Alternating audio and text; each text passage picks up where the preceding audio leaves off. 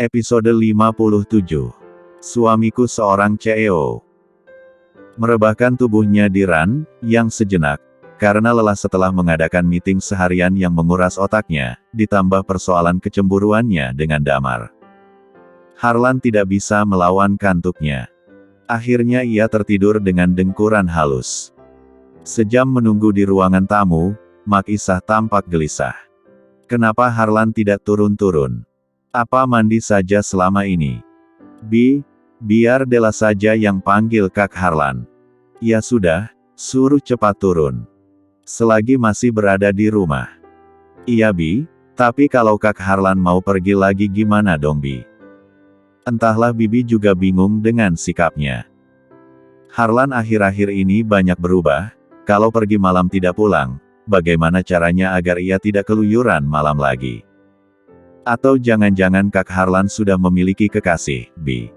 Benarkah? Mak Isah terkejut. Itu hanya dugaanku saja. Terlihat wajah Mak Isah memerah menahan kecewa, raut wajah tuanya terlihat memendam kesedihan. Ya sudah Bi, aku ke atas dulu. Della berjalan menaiki anak tangga menuju kamar Harlan yang berada di lantai 2. Suasana di atas tampak sepi, tak terdengar aktivitas dari kamar Harlan. Della menajamkan pendengarannya yang ia taruh di daun pintu. Tok, tok, tok. Kak, dipanggil Bibi. Tidak ada jawaban juga. Apa mungkin Kak Harlan masih mandi? Coba aku buka pintunya saja. Tangan Della sudah memegang handle pintu, saat ingin membukanya, terdengar suara William di belakang punggungnya. Apa yang sedang Anda lakukan? Dek, astaga, kau bikin aku kaget saja. Della mengelus dadanya.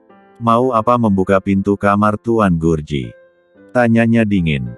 Bibi yang menyuruhku memanggilnya, sudah lama menunggu belum turun juga. Tuan sedang tidur, tadi aku sudah mengeceknya ke dalam. Bilang sama ibu asuh, biarkan Tuan istirahat dulu, seharian ia mengadakan meeting.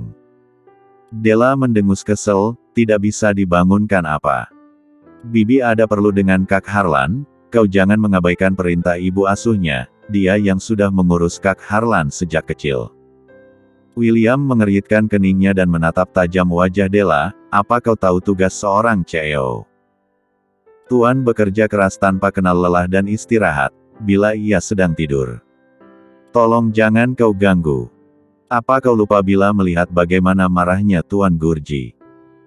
Della mengingat semua kemarahan Harlan saat di kantor tadi. Ia hanya menghela nafas dalam dan berjalan pergi meninggalkan William. Sementara di rumah, Lupita sudah selesai mandi setelah menghabiskan makanan yang ia bawa ke kantor tadi pagi. Setelah ia hangatkan dan memakannya, karena mubazir bila dibuang. Begitu pikirnya. Mencuci piring bekas dia makan dan masuk ke dalam kamar. Mengambil ponsel di atas nakas dan mengecek kembali, ternyata Harlan belum membaca pesannya. Ada apa dengan Mas Harlan? Lupi mendesah pelan. Ponselnya masih belum aktif, kemana dia hari ini pergi? Kenapa belum juga pulang? Gumamnya lirih. Jam sudah menunjukkan pukul 10 malam, tapi matanya belum mengantuk. Ia menyalakan TV sambil menunggu suaminya pulang. Detik demi detik, menit berganti menit, hingga jam sudah menunjukkan pukul 11 malam, tapi tidak juga tampak Harlan pulang. Rasa kantuk mulai menyerang, ia mematikan TV dan naik ke atas Ran, yang. Harlan terbangun tiba-tiba. Matanya menoleh jam yang menggantung. Sudah jam setengah 12. Ia mendudukkan tubuhnya seraya mengucek matanya yang masih berbayang. Ya Tuhan, aku tertidur sangat pulas. Ia beranjak dari Ran, yang menuju kamar mandi. Selesai bersih-bersih dan gosok gigi, ia mengenakan kimono. Matanya tertuju pada ponsel di atas Ran, yang. Astaga, aku melupakan istriku di rumah. Harlan mulai mengaktifkan ponsel yang sejak tadi ia nonaktifkan. Ada banyak notifikasi masuk, ia membuka pesan dari istrinya. Mas, maksudnya apa ya, kirim pesan ini? Kesalahan apa yang sudah aku buat? Jam 12.45 WIB. Mas, jam berapa pulang? Aku mau masak untukmu. Jam 8 WIB. Mas, lagi berada di mana? Kok ponselnya tidak aktif dari siang, jam 8.30 WIB? Mas, ada masalahkah? Lagi marah denganku ya? Tapi apa kesalahanku? Pukul 9.25 WIB. Apa Mas malam ini tidak pulang? Baiklah, aku tidak akan bertanya lagi. Selamat malam. Pukul 10.20 WIB. Astaga Lupi, maafkan aku. Sial, aku lupa mengaktifkan ponsel setelah meeting. Saat Harlan ingin membalasnya, terdengar suara benda jatuh dari lantai bawah. Harlan terkejut dan berlari ke lantai bawah. Ada apa? Tanya Harlan. Ia melihat Della sedang memunguti pecahan guci yang terjatuh di lantai. Au! Tangan Della terkena pecahan guci hingga mengeluarkan banyak darah. Della, tanganmu terluka. Kau ini selalu ceroboh dan tidak pernah hati-hati. Harlan mengambil tisu di atas meja dan mengusap darahnya. Menarik tangan Della menuju dapur. Menyalakan keran air, menarik tangannya di air yang mengucur, supaya darahnya berhenti. Setelah tidak banyak darah yang keluar, mereka menuju ke sofa. Harlan mengambil P3K untuk mengobati luka Della. Ada apa ini? Mak Isah keluar dari kamar dan berjalan mendekat. Della, kenapa dengan tanganmu? Guci itu, kenapa bisa pecah? Maafkan Della, tadi kepala Della pusing, mau mencari obat di kotak obat, tak sengaja kaki Delena menyenggolnya guci itu. Ucapnya dengan mata berkaca-kaca, seraya meringis perih saat Harlan melilitkan perban di tangannya yang terluka. Len, kalau lukanya parah, segera bawa Della ke rumah sakit, emak tidak mau tangan Della infeksi. Tidak terlalu parah Mak, ini hanya luka goresan saja, masih bisa diobati dengan salep. Sudah tidak apa-apa, kau istirahat saja Del, ambil obat dan minum dulu baru tidur. Pecahan guci biar nanti emak minta tolong Pak Basir yang bersihkan. Ya sudah Della tidur dulu. Makasih ya Kak, udah bantu ngobatin. Harlan mengangguk pelan. Pak Basir yang kebetulan masih ngobrol dengan Satpam, membantu bersihkan pecahan keramik guci. Len, Mak mau bicara. Sejak tadi Mak ingin bicara denganmu, tapi kau sedang tidur. Iya Mak, aku kecapean dan lupa kalau ada janji dengan Mak, apa yang mau Mak bicarakan. Mak Isah duduk di samping Harlan dan mulai berbicara setelah menarik nafas dalam-dalam. Begini Len, usiamu sudah hampir kepala 3. Mak sudah makin tua, Mak ingin secepatnya kau menikah dan memberikan Mak cucu. Helaan nafas panjang lolos begitu saja dari bibir Harlan. Itu semua sudah Harlan pikirkan Mak, emak sudah seperti ibu kandung bagiku. Menyentuh tangan ibu asuhnya yang mulai keriput, Harlan sudah mendapatkan calon istri yang baik, berkat doa Mak, Len sudah menemukannya. Apa? Wajah Mak Isah terlihat muram dan pucat, mulutnya menganga menatap tak percaya. Ada apa Mak? Apa aku salah mengatakannya? Sejak kapan kau memiliki seorang wanita? Jantung Mak Isah berdenyut perih. Tiba-tiba air mata menetes begitu saja. Sudah cukup lama aku mengenalnya, Mak. Setelah Harlan perkenalkan dengan emak, aku akan menikahi resmi. Tiba-tiba tubuh Mak Isah bergetar, jantungnya berdebar cepat. Ia memegangi dadanya yang mulai sesak dan nyeri. Mak, ada apa? Harlan begitu syok dan kaget. Ia tak menyangka kejujurannya membuat Mak Isah syok.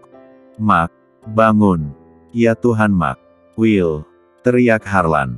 Episode 58. Semua orang yang berada di rumah besar itu terbangun dan berlari menghampiri. William yang sudah mendengar teriakan Harlan, lantas berlari dan mendekat. Ada apa dengan ibu asuh? Cepat kita bawa Makku ke rumah sakit, sepertinya jantungnya kumat lagi. Baiklah, aku ambil kunci mobil dulu. Tuan, apa perlu saya yang bawa mobil? Pinta Pak Basir. Tidak usah Pak, aku bersama William saja. William sudah turun dan berjalan ke teras untuk menstarter mobil. Harlan menggendong tubuh kurus Mak Isah yang terlihat pucat. Kak, boleh aku ikut menemani Bibi? Della sudah berdiri di samping Harlan. "Tidak usah," ucap Harlan dingin dan berjalan ke arah mobil. Della mengejar sampai mobil, "Tapi aku khawatir dengan keadaan Bibi. Aku bisa menjaganya." "Kau naik mobil bersama Pak Basir?" "Baik Kak." "Oh iya. Beritahu di rumah sakit mana akan membawa Bibi. Biar aku kirimkan Sherlock." Mobil melaju menuju rumah sakit, membelah jalanan raya ibu kota. Di dalam mobil Harlan tampak tegang, ia tidak menyangka ibu asuhnya akan syok mendengar pengakuannya. Padahal ia belum berterus terang kalau sudah menikah, ia akan merasa bersalah bila sampai terjadi apa-apa dengan ibu asuhnya. "Tuan, apa yang sebenarnya terjadi? Kenapa ibu asuh tiba-tiba pingsan?" "Aku telah jujur padanya, kalau aku sudah memiliki kekasih dan akan menikahi resmi, tapi tiba-tiba Mak langsung syok dan pingsan." "Kenapa Tuan langsung cerita pada intinya, tanpa mempertimbangkannya lebih dulu?"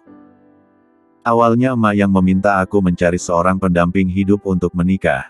Aku menjelaskan pada Mak, kalau sudah memiliki kekasih, walau aku belum jujur sepenuhnya. Semoga ibu asuh tidak kenapa-napa. Will, dekat pertigaan kau belok kanan, jangan sampai terlewat." "Oke, Tuan." Mobil sudah masuk ke dalam perataran rumah sakit, harapan Bunda. Harlan mengangkat tebuh Mak Isah dan masuk ke dalam. Malam itu tiba-tiba Lupita terbangun, ia berjalan keluar kamar, mengambil air putih dalam kulkas dan meminumnya habis. Jam sudah menunjukkan pukul 2 dini hari. Lupita masuk kembali ke dalam kamar dan ia mengambil ponsel di atas nakas. Membuka layar ponsel, berharap suaminya membalas pesannya. Ternyata pesannya sudah dibaca tapi Harlan tidak membalas. Luluh sudah air mata Lupita, ia mencoba untuk tidak mengais tapi ia tidak bisa menahannya. "Mas, ada apa denganmu? Kenapa kau jadi seperti ini padaku? Apa salahku?" "Hiks." Lupi membenamkan kepalanya di antara kedua lutut, menahan rasa sakit di hatinya. Kenapa jadi begini? Ya Tuhan, apa yang harus aku lakukan sekarang? Padahal aku sudah mulai mencintainya, tapi ia malah seperti ini padaku. Apakah hanya alasan Mas Harlan saja, mencari kesalahanku, agar ia bisa pergi dari hidupku? Hiks. Hiks. Lupita belum pernah jatuh cinta apalagi merasakan sesakit ini.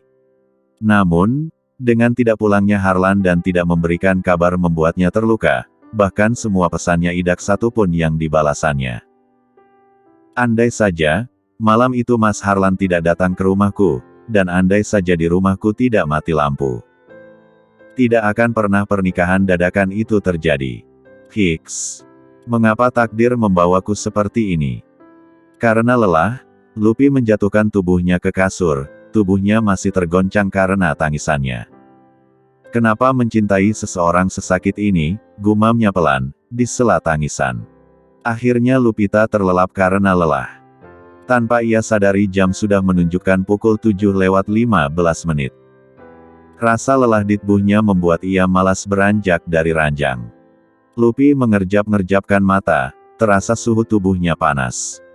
Semalam ia sempat merasakan demam dan meriang dengan tebuh berbalut selimut. Ya Tuhan, kepalaku pusing, tebuhku panas. Lupi menoleh pada jam yang menggantung, sudah jam 7:30, aku belum mandi dan siap-siap, sepertinya aku izin kerja hari ini, tebuhku terasa lemas. Lupi mengambil ponsel dan mulai menghubungi seseorang, beberapa kali panggilan telepon tidak juga diangkat. Tak berapa lama telepon Lupi berdering. Dengan cepat ia mengangkatnya. Halo, Damar. Hai, Lupi, ada apa? Tumben telepon. Maaf Damar kalau aku mengganggu. Tidak apa-apa, katakan saja. Kau sedang berada di mana sekarang? Aku masih di jalan, 5 menit lagi sampai kantor. Aku mau minta tolong. Iya katakan saja. Tolong izinkan aku tidak masuk kerja hari ini, karena sakit. Aku sedang tidak enak badan dan badanku panas sejak semalam. Baiklah Lupi, aku akan memberitahu orang kantor, kau izin karena sakit. Terima kasih ya, Dam. Sama-sama, Jangan lupa minum obat dan segeralah bertobat. Iya Dam. Ya sudah, aku matikan ponselnya ya, aku mau jalan lagi. Oke. Damar begitu baik dan perhatian, tapi aku hanya menganggap sebatas teman. Mas Harlan, kau di mana? Sampai hari ini kau belum menelpon atau membalas pesanku. Ratap Lupi sedih.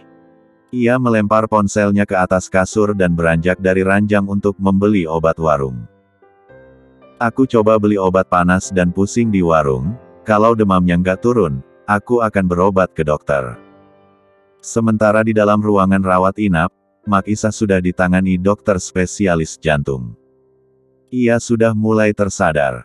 Di mana aku? Tanyanya lemah. Mak berada di rumah sakit. Jawab Harlan pelan seraya mengelus lembut tangannya. Kenapa Mak bisa berada di rumah sakit? Len ucapnya lirih.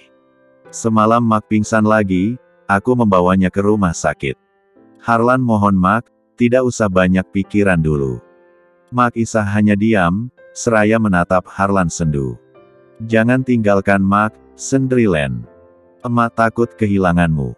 Mak nggak usah khawatir, Harlan tidak akan pernah meninggalkan Mak.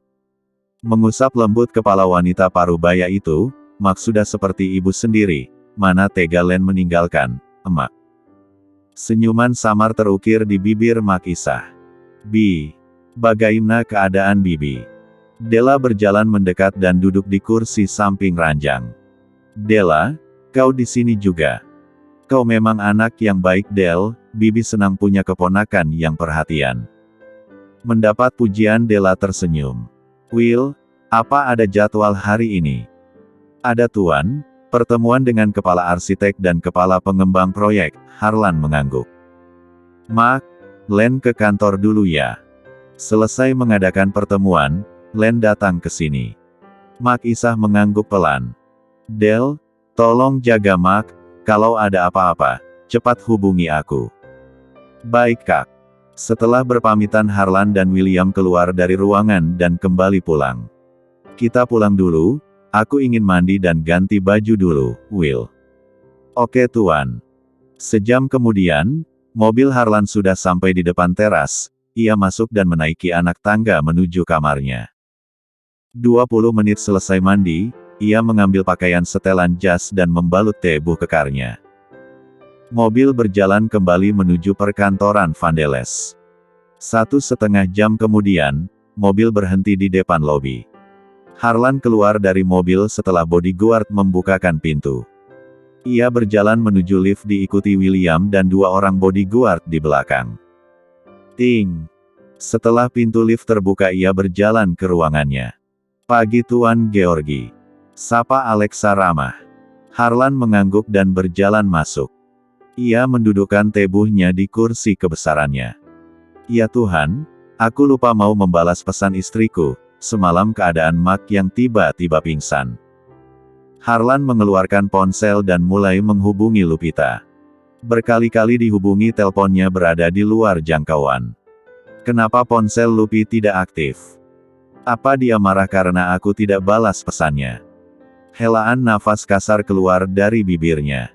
Aku akan melihatnya di layar CCTV. Harlan mengaktifkan laptop dan mulai mencari ruangan desain.